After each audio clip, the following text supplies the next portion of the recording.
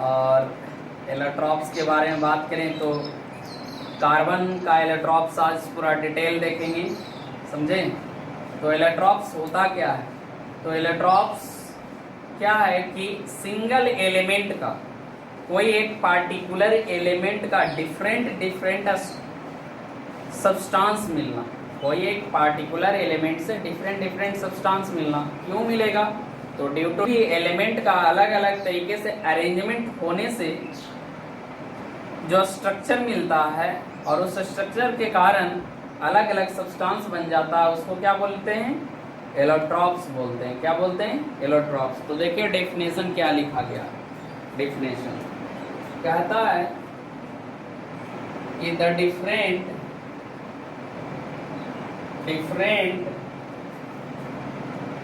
substance which is formed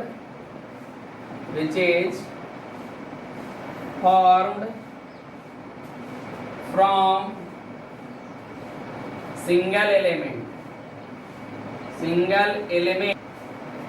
due to their different arrangement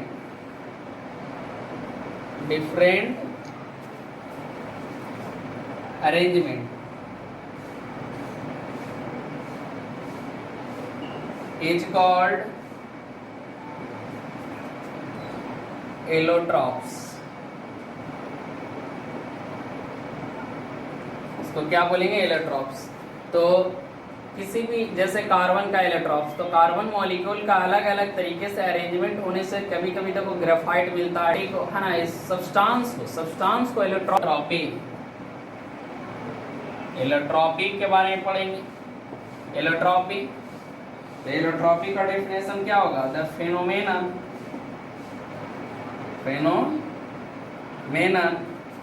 by which the formation of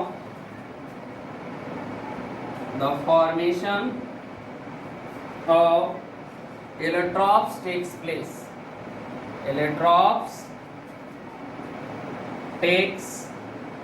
place. Is called allotropy. तो allotropy एक phenomenon है, एक process है जिससे allotropes बनता है। और एलोट्रॉप्स क्या? एक सब्सटेंस है जो बनता है due to different arrangement of particular element, different substance. उसको क्या बोलेंगे? एलोट्रॉपी बोलेंगे। फॉर एग्जाम्पल देखो, diamond, graphite, buckminster Florence,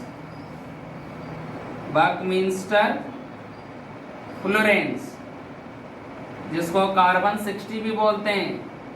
carbon 60, buckminster fullerene, जिसको कार्बन 60 बोलते हैं। तो हम लोग डायमंड का डिटेल पढ़ेंगे आज, ग्रेफाइट का डिटेल और बकमिंस्टर फ्लोरेंस का। ये तीनों टॉपिक को हम लोग डिटेल में आज देखेंगे, कैसे कैसे बनता है, इसका उपयोग क्या है, सारी चीज देखेंगे। ऑलराइट, इसको लिखिएगा आराम से, कैसे कैसे। देखो डायमंड का स्ट्रक्चर, तो एक सबसे पहले हेक्सागोन बना लेना है। क्या बना लेना है? हेक्सागोन।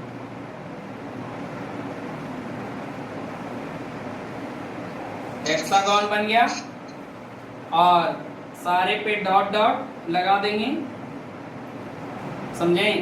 और प्रत्येक कार्बन डायमंड में 4 अदर कार्बन से जुड़ा हुआ रहता है। तो एक हेक्सागोन बना लिए, तो एक यहाँ पे दे दो और इधर से 4, देखो ये 4 से जुड़ गया ना। इधर देखेंगे 1 2 3 4, इधर देखेंगे तो इधर भी हेक्सागोन बनाने की कोशिश करेगा, इधर भी हेक्सागोन, इधर भी हेक्सागोन बनाने का कोशिश करेगा, इधर भी हेक्सागोन बनाने का कोशिश करेगा। और इस तरीके से फैलते जाएगा। यहाँ भी 4 होने के लिए एक और देना पड़ेगा, यहाँ भी 4 होने के लिए एक और, यहाँ भी 4 होने के लिए 2 देना पड़ेगा, यहाँ भी 4 होने के लिए 2 देना पड़ेगा, यहाँ 4 होने के लिए। उसी तरीके से आप 4-4 का डिवीजन देते जाओ। कितने का? 4-4 का डिवीजन देते जाना पड़ेगा आपको। प्रत्येक एटम से 4, ये भी आगे स्प्रेड होगा, ये भी क्या होगा आगे स्प्रेड होते जाएगा, इन्फिनाइट तक जाएगा। लेकिन हम लोग पार्टिकुलर 2-3 का ही देख पाते हैं, यानी प्रत्येक कॉर्नर या प्रत्येक कार्बन एटम कितने कार्बन एटम से जुड़ा रहेगा, 4 दूसरे कार्बन एटम से जुड़ा रहेगा। ये स्ट्रक्चर ऑफ डायमंड है। अब इसका प्रॉपर्टी देखते हैं डायमंड का। डायमंड का क्या देखते हैं, प्रॉपर्टी। तो देखिए डायमंड का प्रॉपर्टी देखा जाए तो सबसे पहला property, each diamond, each carbon atom is surrounded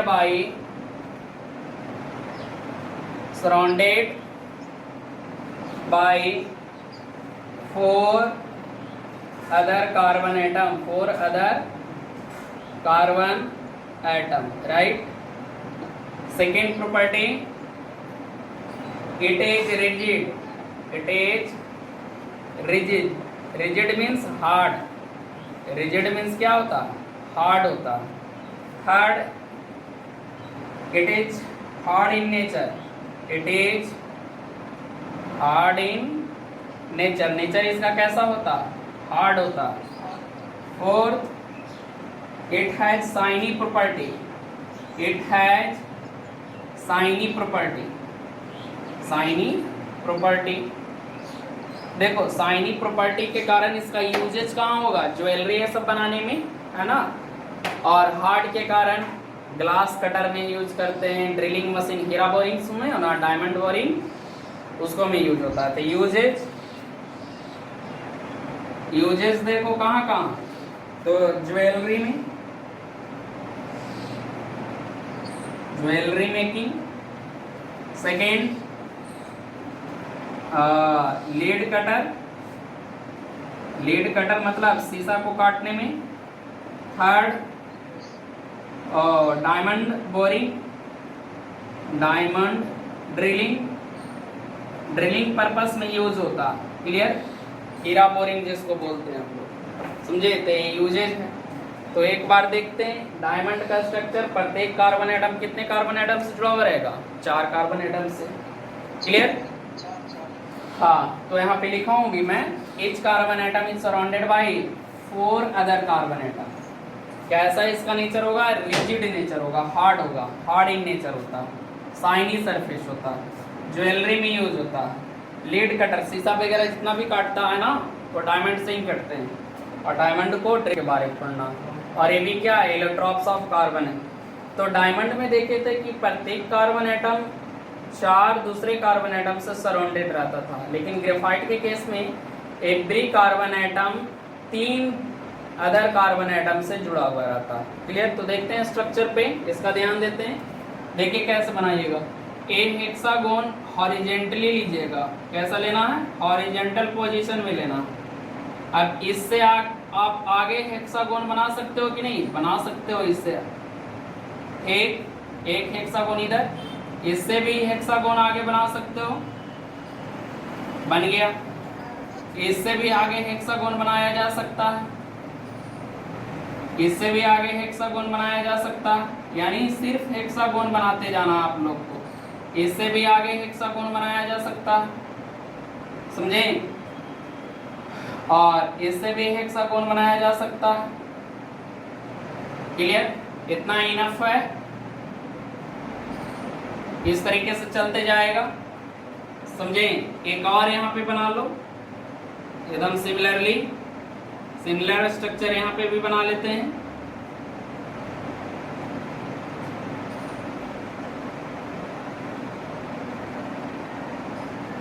समझे, यहां से ऊपर जाएगा,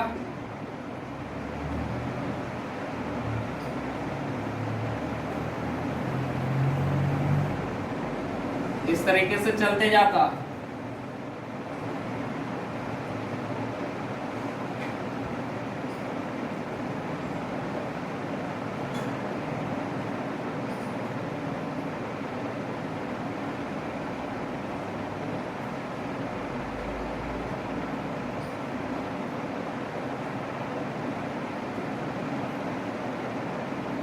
क्लियर। आप लोग और भी सुंदर से बना सकते हैं, और प्रत्येक को क्या एंड पॉइंट से एंड पॉइंट ऐड कर दो, समझे, ऐसे डॉट डॉट लाइन से। क्लियर? तो ये है स्ट्रक्चर ऑफ ग्रेफाइट। ये इन्फिनाइट तक जा सकता है, आप कहीं से भी हेक्सागोन इधर भी बढ़ा सकते हो, इधर भी बढ़ा सकते हो, इधर भी बढ़ा सकते हो। क्लियर? आप हेक्सागोन को कहीं पे भी आप ले जा सकते हो। जब सर आप ऐसे बनाएं तो हम भी ऐसे, जरूरी नहीं है। तो 2 लेयर बना लो, एक लेयर ए हुआ, एक लेयर ए हुआ, समझे। तो यहाँ पे 3 कार्बन एटम सराउंडेड है, तो एक इलेक्ट्रॉन क्या हो जाएगा, कार्बन का बच जाएगा। तो एक इलेक्ट्रॉन क्या करेगा, वो फ्लोट करेगा, चार्ज कैरियर की तरह वर्क करेगा। और चार्ज कैरियर की तरह वर्क करता है, जिसके कारण क्या हो जाता है, graphite is a good conductor of electricity. Charge को कैरी करेगा तो ग्रेफाइट क्या हो जाएगा, गुड कंडक्टर ऑफ इलेक्ट्रिसिटी। तब देखिएगा यहाँ पे क्या हो जाएगा ग्रेफाइट में। फर्स्ट यूजेज ग्रेफाइट का देखा जाए क्या क्या होगा, समझे। तो ग्रेफाइट में क्या होता है, H carbon atom surrounded by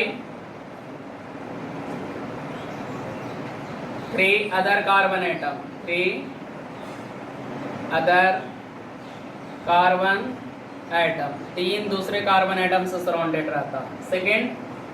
second क्या होगा कि ग्रेफाइट में एक इलेक्ट्रॉन बच जाता है, जो 1 इलेक्ट्रॉन है ना, remains free on each carbon atom, प्रत्येक कार्बन एटम को, which is responsible to carry electron को रिस्पॉन्सिबल होता है कैरी करने के लिए। और इन क्या बनाता है, ग्रेफाइट को गुड कंडक्टर ऑफ इलेक्ट्रिसिटी बनाता है, विच मेक्स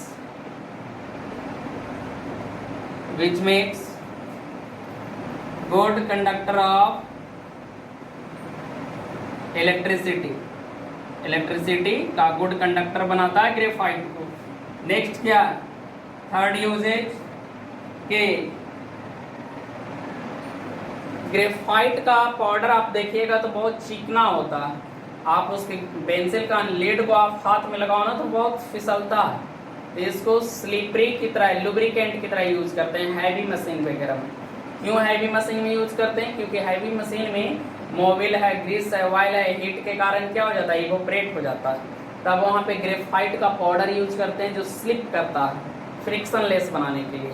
तो ग्रेफाइट पाउडर कहाँ यूज किया जाता है, graphite powder is used as lubricant in कहाँ पे, लुब्रिकेंट कहाँ पे, जैसे प्लेइंग कार्ड में भी ताश का पत्ता फिसलता है ना बहुत ज्यादा, तो एक ग्रेफाइट पाउडर ही रहता, लुब्रिकेंट इन प्लेइंग